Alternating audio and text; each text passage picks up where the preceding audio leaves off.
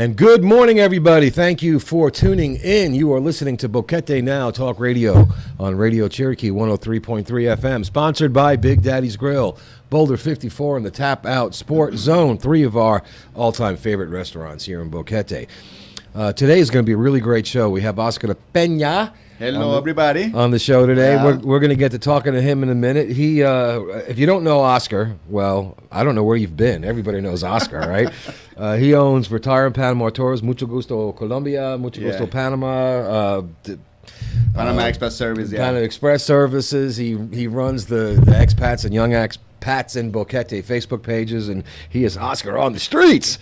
So we're going to be talking today about how things are done here and how to get along well with our neighbors. And this is a show expressly geared towards expats. Okay, but before, Oscar and I talked a few weeks ago. You know, and one of the conversations we had was, that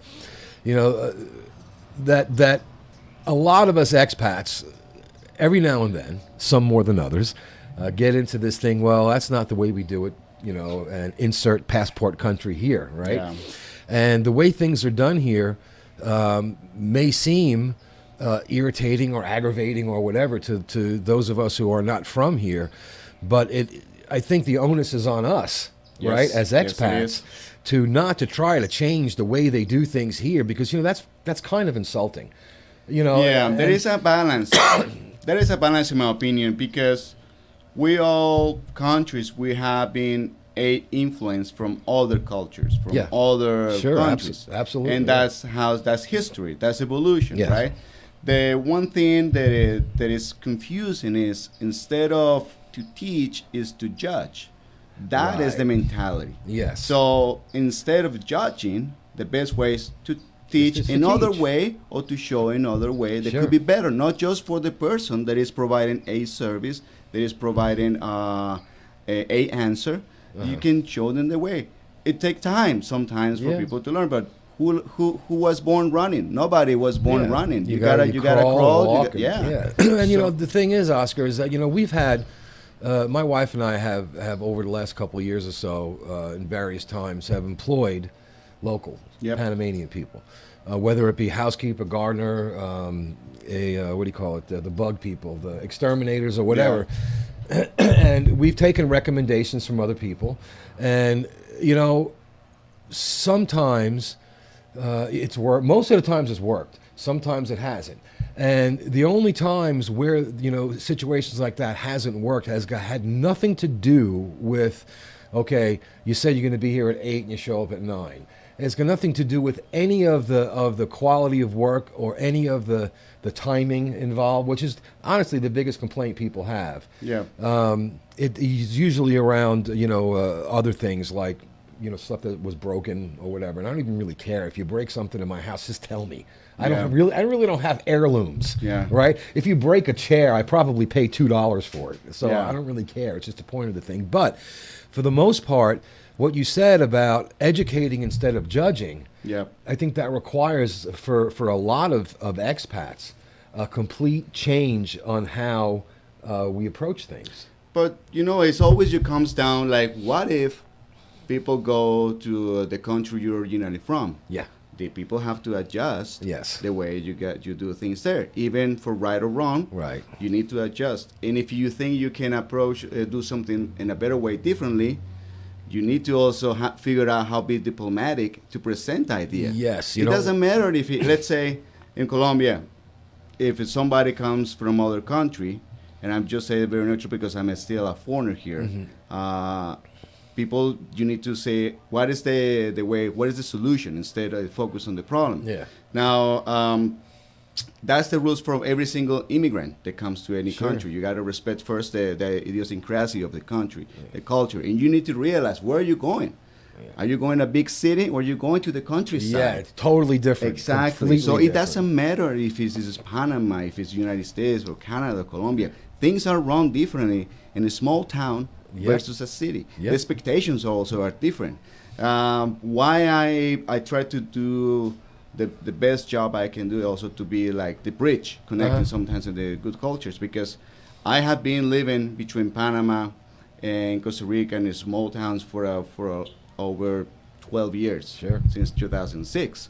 and I grew up in a big city. Yeah. But it's still a Latin American city. Yeah. So we still kind of have a little bit the same things, the timing. Yeah. But in a big city, it's also timing and like being professional is important. Sure. Now it is here in Boquete. It's like any other small town in any other country. Yeah. It's more laid back.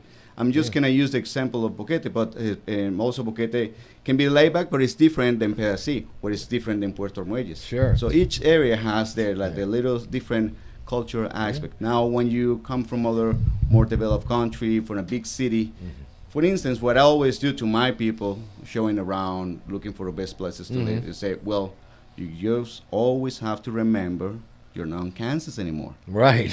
You were in Panama.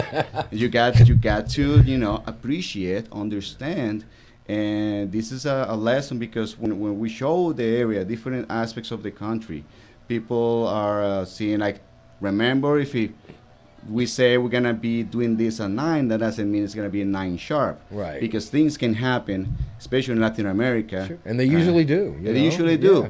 So the best advice I can always say is the expectations, drop it down. Drop it down. Yeah. Remember you're now in your original country, regardless where you're from. Right.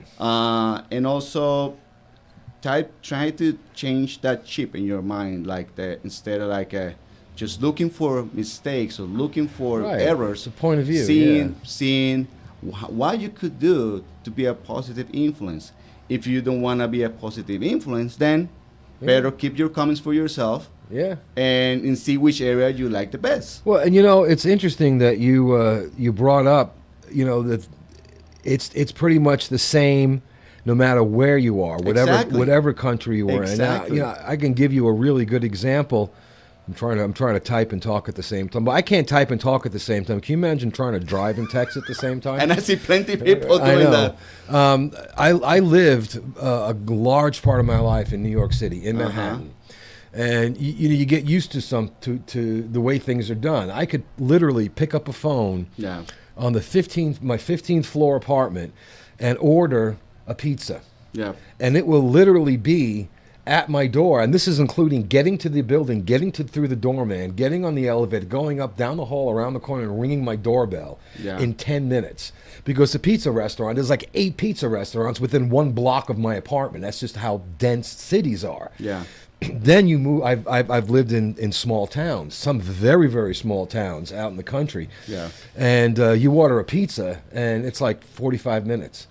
Because it's a half an hour to get to your house. You're in a rural area, and from that point of view, I'm not going to complain about the fact that it takes me 45 minutes to get a pizza in a town that's got 8,000 people in it. That's 30 miles from the nearest city. It took 40. My wife and I would drive 40 minutes to go to Walmart. That's how rural we were. Yeah. And I've lived and I've been in major cities in Europe and in small towns, and it's the same thing. You're in London, you can get a pizza. Well, you can get crisps right in 10 minutes, but if you're out in like Pena somewhere in Middlesex County, you're still going to wait 45 minutes to get that same thing. And I think that if you've only lived in a big city, if you were born and raised in Chicago, and then you came down, you took Oscar's tour, and you said, I love Boquete, I want to live here, and then you move here without ever having experienced small town life. Yeah.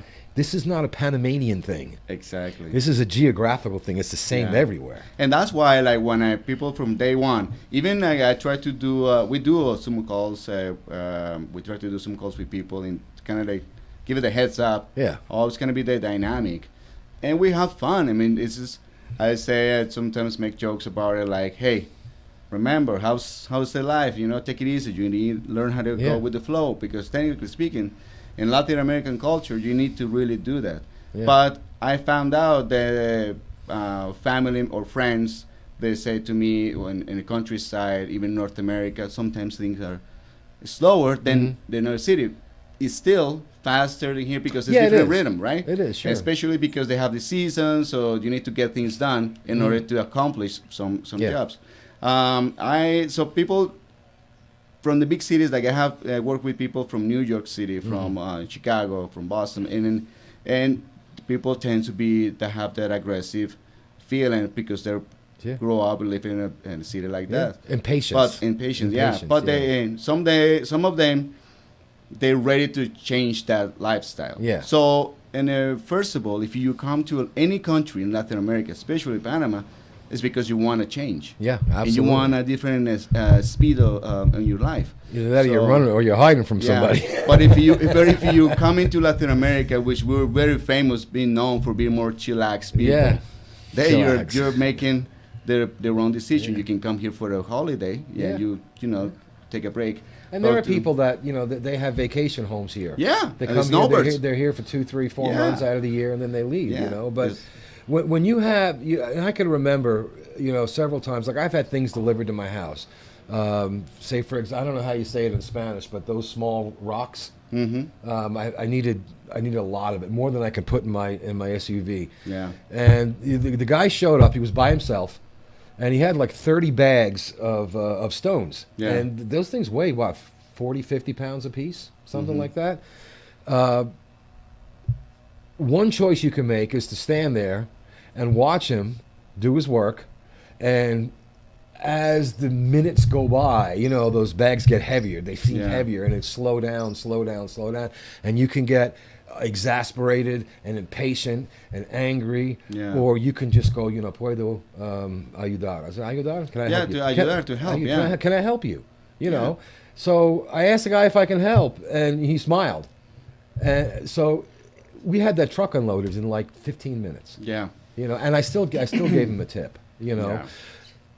Just because I was in a hurry doesn't mean that I can't pitch in and help. And that's the right attitude, because when something like that is not getting in the time you need or the way you want it, well, facilitate. Yeah, you know, and no, don't give the arrogant attitude to the person or to whoever is doing the service for you. Try to kind of like show, you know, and also appreciate their job, because this is a young country no matter what. So people are not used to it, to that go thing. Yeah. People are more laid back, but also feelings can be touched. Yeah. So that's why you need to be very diplomatic in anywhere besides Panama and Latin America. Be diplomatic how to talk to the people, the tone, the posture, everything is determined. Rather you're gonna get a happy day, or it's gonna be nothing accomplished. Sometimes what it takes is just to say buenos dias, and a big smile, and if your Spanish is not that great, but people feel energy is just you know, people can feel it, and when people feel like that, respect and validate it, they will facilitate it back to you. Sure they will. And I think that's the same everywhere, you know. If someone comes to my home or is going to be providing a service to me, and I'm kind of a jerk, you know, and I have that posture, you know, with your arms crossed, you know, the body language, and you're like, you better hurry up, or, you know, you're trying to express a feeling of I'm better than you because I don't have the job that you have. You know, you do that in the States, your contractor will walk. Yeah. You know, and I don't blame them. You know, I don't think anybody is better than anybody else because if they have more money or if they have a nicer house or if they're from, you know, a different country or whatever. Everyone is equal, you know, in my eyes. So if you're treating someone who's giving you a service like they're less of a person, well, you're not going to get that facilitation back. You're going to get animosity back. You're going to get, you know, maybe they're not going to do, you know, a good job. Yeah. And that's not because they can't, but if you're being a jerk, you know. You know, and one thing that I noticed, and I heard one time somebody was saying a story, regardless to the indigenous, because a lot of times you need their work. Sure. There's several of them that offer their jobs as a gardening, or construction, or even housekeeping, or even as a babysitter. Because I had indigenous babysitters for my kid. Sure. So sometimes people, they have this really wrong point of view of indigenous, and they treat them like they're rude. they're just they treat them pretty bad. Yeah. And with indigenous, and especially, they're being treated bad for everybody, including the rest of the population. Not everybody, but they call them Indios or Indians. That's because they're not. They're no Indios. They're no Indians. They're indigenous, and they're a part of a tribe. Now, I used to visit a lot the area of the Comarca Nove Guble in Soloy. Sure. And I understand a lot how the things are done, and there's cultural thing about them. They're very shy people. Yes. People confuse rudeness with shy. And I spent a week on San Blas. Yes, in the same thing. In the same thing, but once you break through that shyness, these are some of the most unbelievably generous, just friendly people. Yes. I mean, they will literally. They went out in a dugout canoe and caught lobster. And for our dinner. Yes. And we came to the hut where they served their meals, a community table, and I noticed that everyone, aside from me and the other expats I was with, they had like paper plates, whatever, and they set in front of us china plates, just regular plates, not plastic. They went over and above. They treated us so well. And I almost felt like, I don't deserve this. Why are you doing this for me? I'll take a paper plate. I don't care, But I had to realize that this was their way of being hospitable. Yeah. And they were so warm and so friendly, and they were so eager to show us around, and they were very, very proud of their heritage. Yeah. And very proud of their culture. And if you take the time to put all of your this isn't the way I like it. Yeah. And experience that. And it is a lot of people. It's just, for instance, this group is just a lot of times like in the education.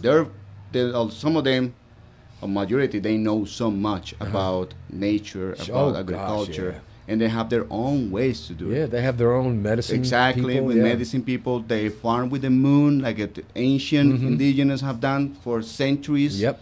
Before America was ever discovered. Before smartphones and GPS. They knew how to, everything was controlled by the moon, by the sun, and they just knew it. There was coexistence. Now, one of the things that for the female indigenous, they usually, the ones that are from the comarca, they're not so used to be with the regular citizens in the city or regular. They're more shy, so they never look into your eyes. Right. You give something, they don't, because that's a show of respect, because that's part of the rules in the tribe culture.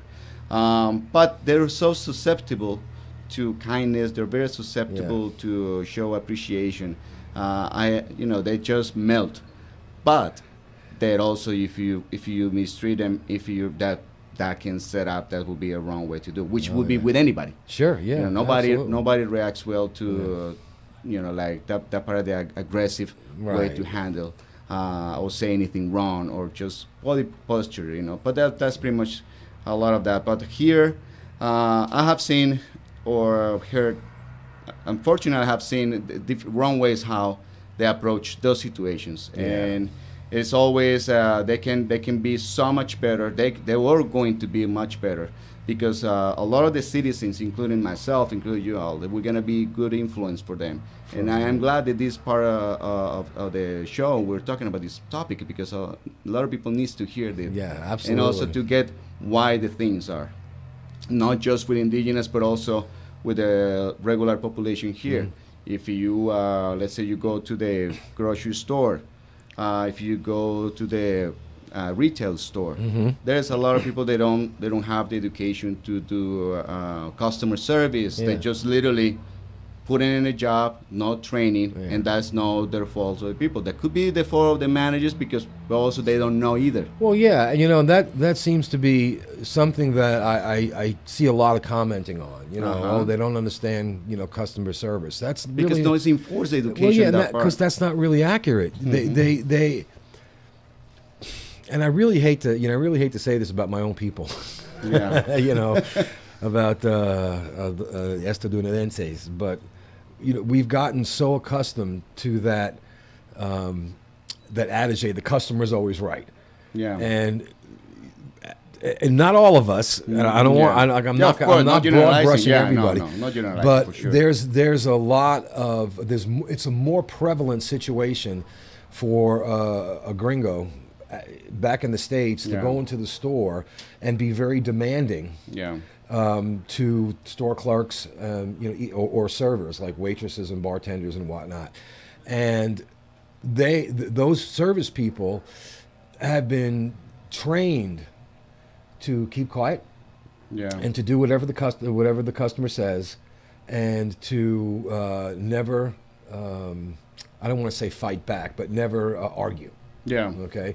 So when you're used to getting your own way all the time, and then you come to a culture that hasn't been around long enough to understand or to be trained, you don't take it out on them. You go into a restaurant and it takes you 45 minutes to get your food. Don't take it out on them. Don't not leave a tip. Don't be rude to them. Like you said, this is laid back. It's chill. Yeah. You go into a restaurant at noon, and I fully expect it to be 1 o'clock before I get my food. And if it comes earlier than that, bonus. Yes. So I'll bring my phone. We'll bring a book. If I'm with somebody, we'll just have a conversation and just be chill. But to have that attitude to where you're going to take out your frustration on a worker when the problem at hand is not their fault. Like you said, maybe they haven't been trained. Maybe the management hasn't been trained. Yeah. And you want to take the blame. You sort of blame the big corporations. Why not? They're right. They're fair game for everything. Just blame everything on them. But if you don't have the training, it's not your fault. And unless they're rude, which very rarely happens. Like you said, we mistake certain behaviors to be rudeness when they're not. They're not. Silence is not being rude. Shyness is not being rude.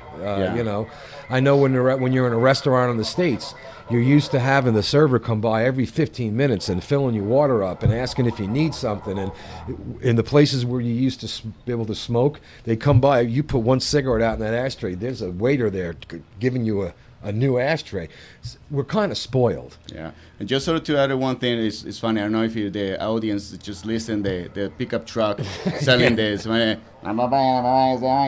this is one of the examples, like we're doing an interview, but this happens. Yeah, it happens. It's just this happens all the time. Countryside, and it's just things you gotta go with the flow. We've been out here talking. I've been out here with a guest talking, and across the street, well, now they got like 4 weed whackers going.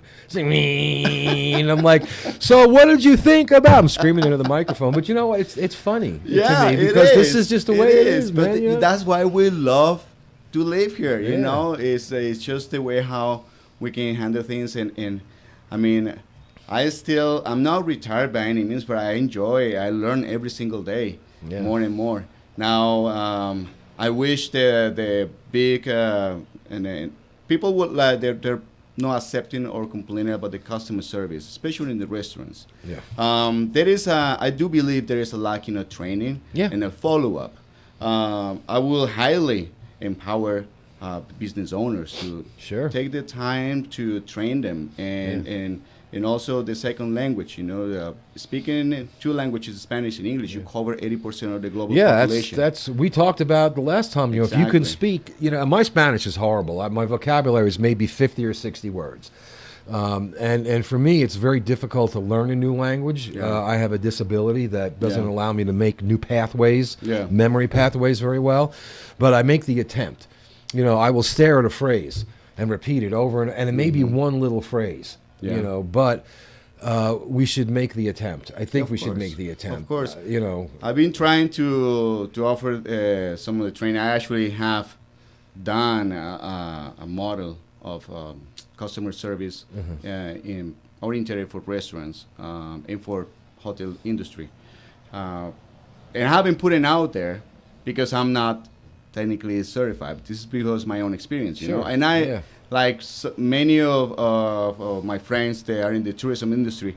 They learn on the way, empiric way, like my English. I have not certified that I am bilingual. But I am more bilingual than even at some teachers that I know. So this is a way, like the best way for the waiters or for this customer service to develop is to how we can be part of that influence. If you as a customer, instead of complaining, maybe you can give it a tip. You know, I do sometimes give it a tip, information, but also validating the attitude. Sure. And one of the things, and they always, when I go to a restaurant and I really connect with the waitress or the waiter, I always give it some extra 5 cents of tips, information, or knowledge. They really appreciate it. You know, I have a background in bartending. I have a background as being a maitre, as to be the front waiter, back waiter, being on the line, being a cashier. So I know what I'm talking about. And I work in a really high-end restaurants in Costa Rica and also here in Panama. So it is the people like they know what you know you're talking. And there are, you know, there are many restaurants here now. Boquete, you know, has got a very large English-speaking contingent. There's a lot of people here from the United States or from Canada, from South Africa, from the United Kingdom. You know, there's a lot of people here, you know, who speak English, and I've noticed that, excuse me, a lot of the service workers here make an attempt. Yeah. And if you make an attempt back, it's funny because I pick my housekeeper up, right? Now, she knows about as much English as I know Spanish, so we kind of talk Spanglish back and forth. But it takes about 10 minutes for me to get from her house to my house, and then another 10 minutes to drop her off. And I give her English lessons, and she gives me Spanish lessons along the whole trip. My wife would go into, when we lived up the street here, she would go into the Alto Dorado, the grocery store here, and one of the girls that was behind the counter, every time she went in, it was the same person. I guess it was the same shift. She was in school. She was in high school, and she was trying to learn English. So every time my wife would go there, they would, you know, how do you say this? How do you say this? You know, she would pick up something like an apple or whatever, and she would say, how you say? And my wife would pick up something and she'd say, como se dice? So, you know, they would learn back and forth. And, you know, it's because of that I appreciate the locals here who are learning English, because they're helping me to learn Spanish. But you know what is the most beautiful thing?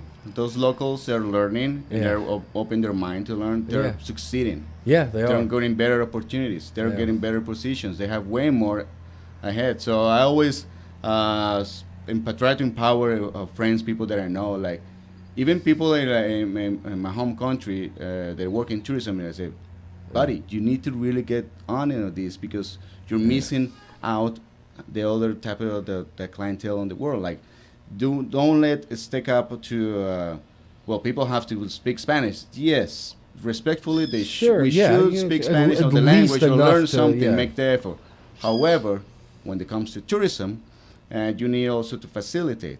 You don't need to be perfect, but I think it is Panama right now in this administration, right or wrong. I mean, for tourism, Minister of Tourism is some of the plans include more of the English opportunities for teaching for universities, and also to give free seminars for guides, or also for hotel industry.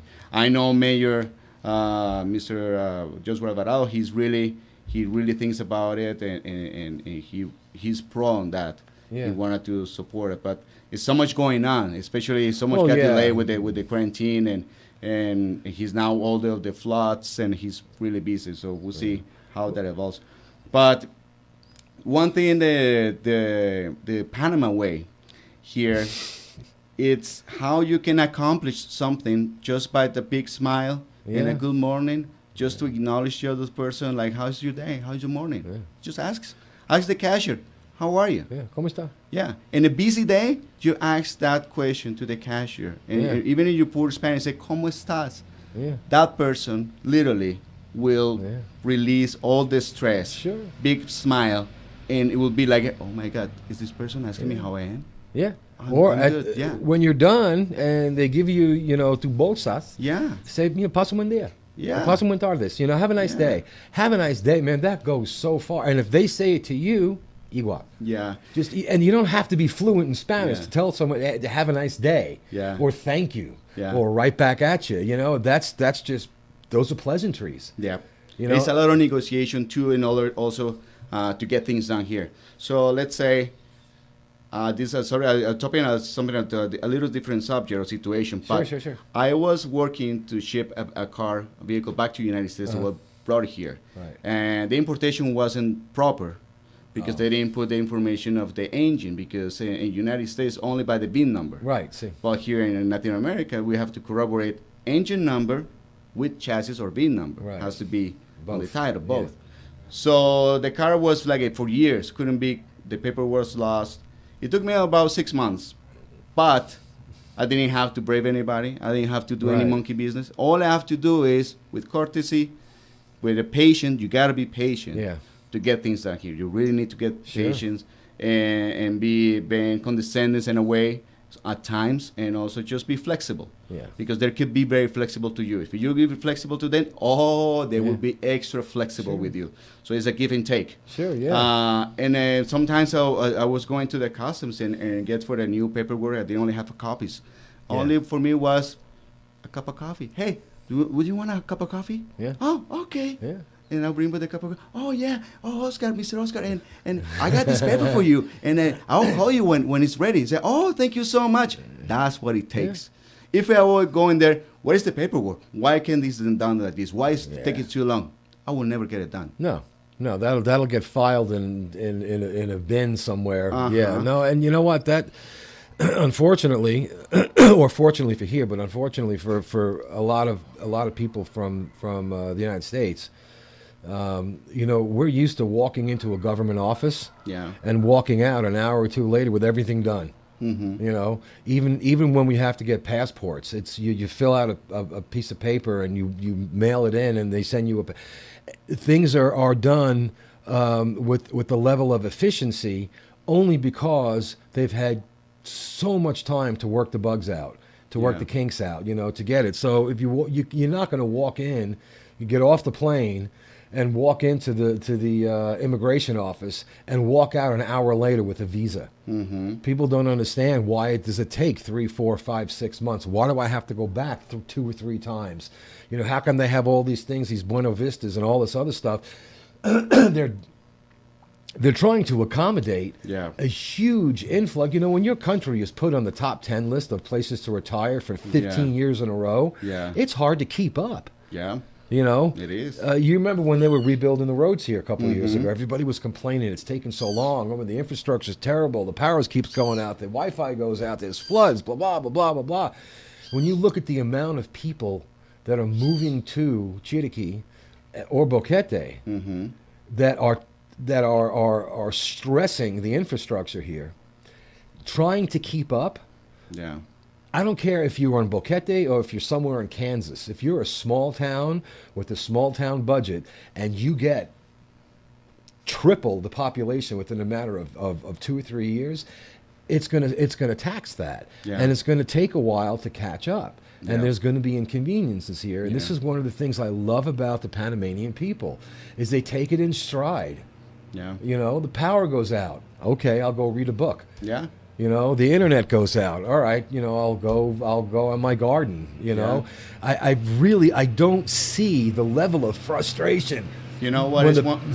It's because the illusion of control, Yeah, and that's something that we can be mistaken on that. We want to control, and I know a lot of friends from my North American friends. There's something that is because you don't used to it, you not have the power, know this, you're control, Yeah, right? yeah. But here in Panama, Latin America, the first lesson is you're not in control. no, control is an illusion. Yeah, control is Yeah. illusion. You realize, okay, there's no power, and when it's gonna come, Nobody knows. Could be 5 minutes, could be an hour, could Yeah. be A day. tomorrow. Yeah.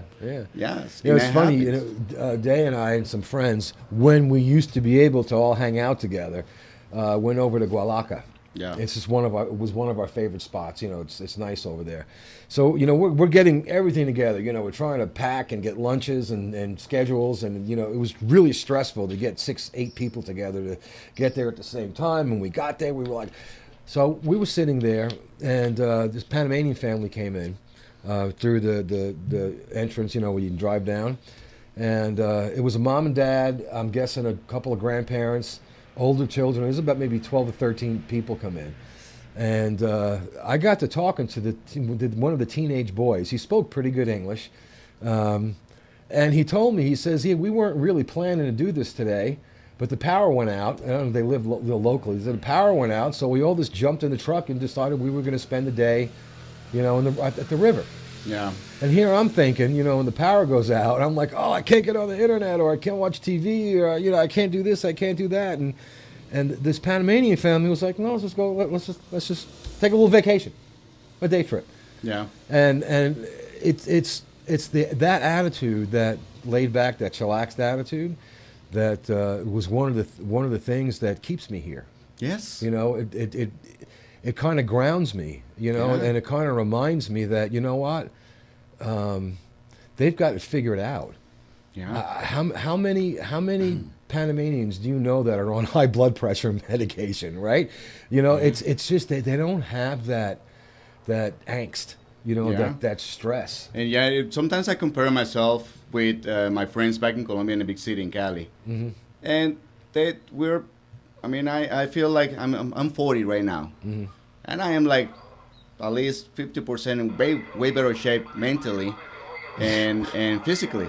Oh, what are they selling? What are they selling? Let me see. I think it's vegetables, onions, and papaya. Let's see. Shuts up, right?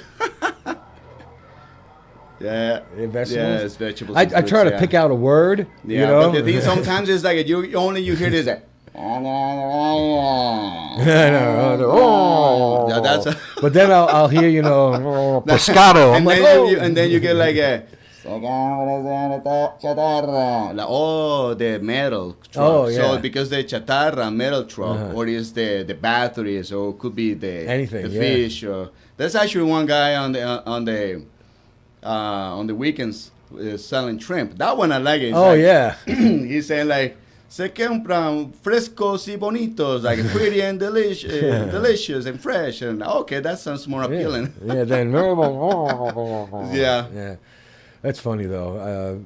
But you know what? You don't see that. The only time I've ever remember seeing that type of a thing in the States is an ice cream truck. Yeah. Which, by the way, I drove an ice cream truck for years. I was the good humor guy, right? Okay, so I get it. But you don't see that in the States. You don't see people. If you want that, you have to go to like a farmer's market. Yeah. There's no one driving around with a loudspeaker selling shrimp, selling selling fish, collecting metal or whatever. I wish they did, I grew up in Cali, in my neighborhood, on the weekends. It was the most happy moment for me because it would come this guy on this bicycle or tricycle with a huge pot selling mazamorra or champús. It's a corn drink, similar to chicheme. Okay. And pan de bono, which is like a cheesy baked donut. Oh God, I know. Nothing like that. It's delicious for those that have been in Colombia. But anyway, so every single morning on the weekends, there's with the little horns. Wag up, mazamorra champús. It's just like. Now they get more sophisticated. Now they have these huge speakers with some electronic music because they're kind of like to call the attention.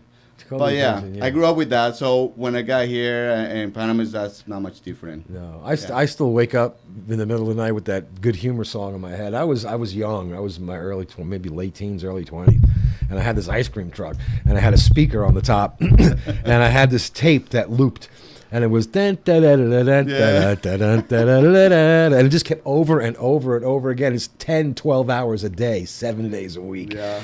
And I sometimes I'll wake up in the middle of the night with that song in my head, and I have these like nightmares of ice cream man clowns, and we won't even talk about that. But but yeah, I think that's part of living here. That's part of one of the things that I love about this place is that you've got people just cruising around the neighborhood with stuff in the back of their truck for sale.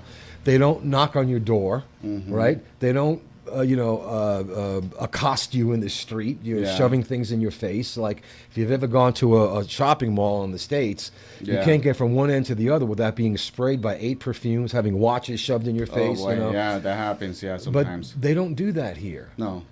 And that to me.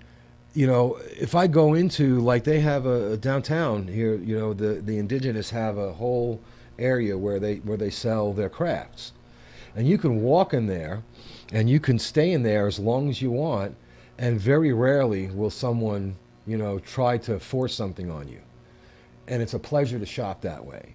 With the guys driving around the trucks, if I decide I want something when they come by, I can go out and get it. They're not going to come knocking on my door and trying to tell me, oh, if you don't buy this now, you're not supporting the local economy. No, this is just laid back. And, you said earlier in the show that, the people on your tours, if you're coming here with that intent, to relax and to change, to have something different, it's a good idea to learn how to behave, behave yourself, and how to interact with the people who are already here. The people who live here, the locals, the Panameños, the indigenous.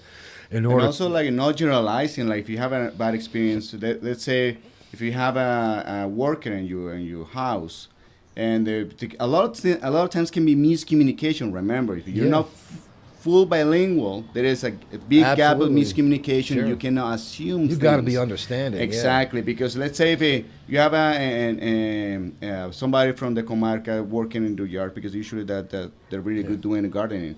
You have a banana tree, and then you're not gonna eat those bananas if you don't like bananas or it's too much, and the indigenous might say to you, can I get his bananas? Or simply he make the assumption because he can make the mistake, but it's innocent mistake because he's probably assuming you don't want it. They're not stealing from you. Exactly, right, they're not stealing. So, but if you treat that person in a racist way, the Indians steal from me, I will never hire an Indio anymore. Right. That's not the attitude. Well, and it's funny you should mention about that lack of not lack of communication, but that miscommunication. Yes. Our housekeeper is also our gardener.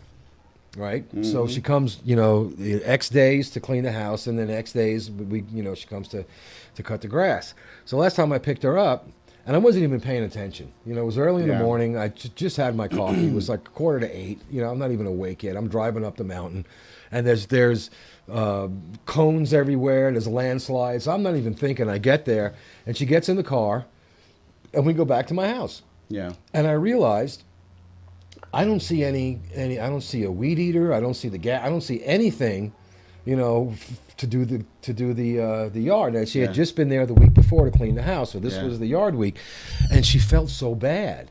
I'm like, no, it's no big deal. So let's go. I'll drive you back. I don't want you. You're not going to lose a day's. I'm not going to. No. Yeah. Everybody makes mistakes. Yes. And if you have a language barrier, it's not intentional. Someone's not trying to get one over on you, you know.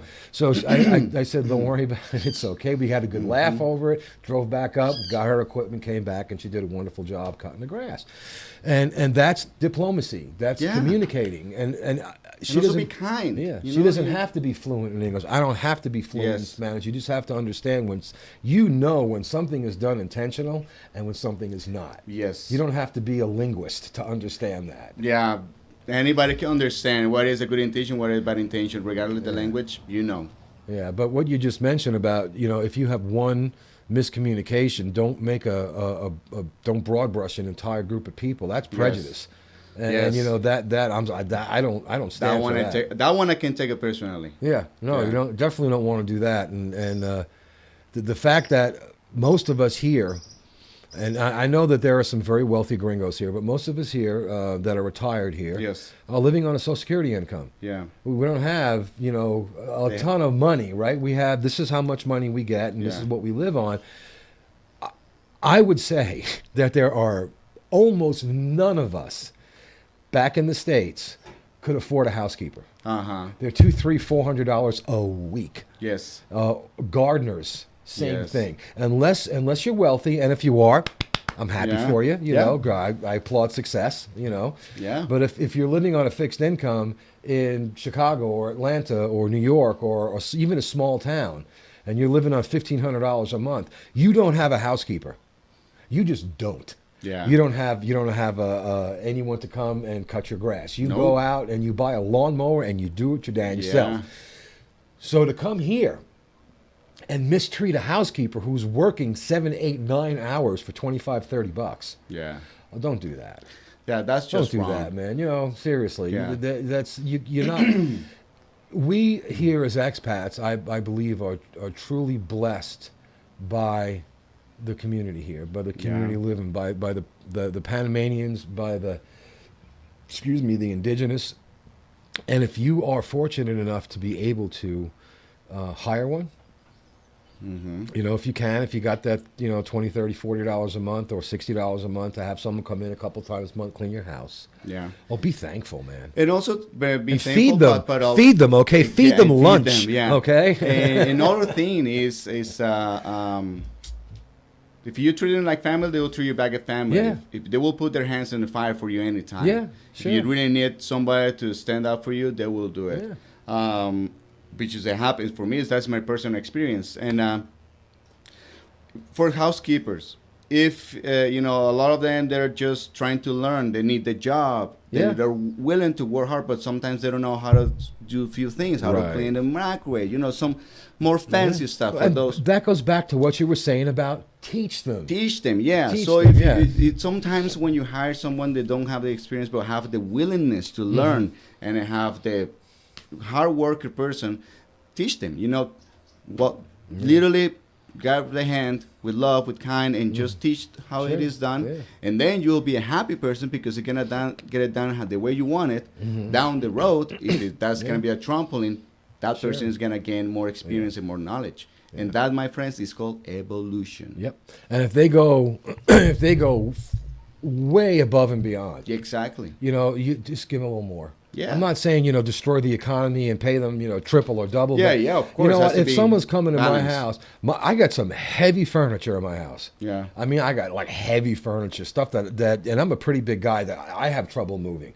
And if your housekeeper comes in and moves all of your furniture and cleans behind it and takes the screens out of the track and cleans the windows, the window sills and the window, you know, give an extra $5, man. Of course. It's, you know, you're not going to damage, you know, the local economy. No. But I'm sorry, stuff like that goes beyond just coming in and cleaning your house. Yeah. What you get when you treat it right, you get loyalty. Yeah, and ask them, when's your birthday? When are your kids' birthdays? Yeah. When's your anniversary? And if you really want to, you know, to treat them, give them something on their birthday. Yeah. Give them something on their anniversary. It doesn't have to be, you know, your life savings, you know, but you hand someone $50 for Christmas as a Christmas bonus.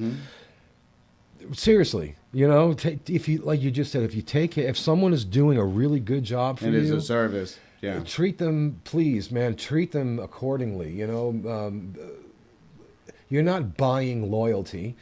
That's not what it is. No, it's not. You're being kind. You're being considerate. That's you're being just love and caring. attraction. If you're kind, you get kindness back. Yeah. If you're loyal, you get loyalty back. Yeah. You know, that's the way it is. When I have somebody, a guy that I hire sometimes to do the yard in my house, I offer him lunch. I feed him. I give him water or whatever beverage I have. And I know how hard work it is because I've done it myself, so I can appreciate how hard it is. Yeah. And I do it sometimes with a lawnmower, the machete, like, and that's hard work. It's a hard work. That's so hard work. Yeah. we give it extra tip because he does beyond his job, and he does like a really hard working guy. So. Yeah. And if they're doing something extra, or if they ask you, like my babysitter too. I had no idea that my housekeeper / gardener was also an exterminator. And not with the can of Raid. I mean, she has equipment, you know, the tanks and all that. That's cool. And she says, you know, I notice you have a lot of ants and whatever. You want me to, you know, come and spray? It'll only take me, you know, an hour. I don't assume that comes with the gardening job. I assume that that's going to be extra, and I'm happy to pay it. Yeah. You know, we had an exterminator in the States, and the exterminator in the States, well, yeah, it's $300. You know, if you want for the first time out, you can get contracts and all that, but that's neither here nor there. But I think that goes along with what we've been talking about through the whole show is you know, when in Panama, me as a Panamanian, don't take advantage of the kindness of the people here. Yeah, don't. They're very giving. They're very generous. You know, Extremely. they're very, very hardworking people, and you know, to take advantage of that. Really, I think that kind of damages the perception of expats in the eyes of the And you know locals. what happens? And then also goes back to them because some of them start generalizing, which is also wrong. Yeah. Because I have comments like, "Oh, Panamanians don't like foreigners." No, they do. What they don't like is when it's treated disrespectfully. That's like anybody else. I mean, no, I don't want anybody to look at me under the shoulder. Sure, no, I don't either. Just because. So I think it's, we all love Panama. When I got here over 10 years ago, I just felt like home. Yeah. I don't know, maybe because we have a similar history. We used to be a same country, but I feel pretty similar to Panamanians in many ways. I get along very well. I have very good Panamanian friends.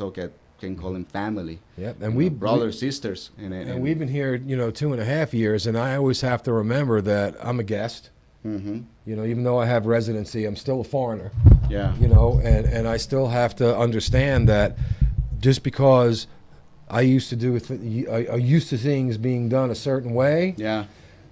That I need to be considerate. We all need to be considerate. We all need to understand that if things are done a different way, we need to acclimate to how that's done. Yes. Instead of trying to change an entire culture or entire tradition to bend to our will. Yes. And especially now with the reactivation of the economy, I know I put a short video not long ago. Mm-hmm.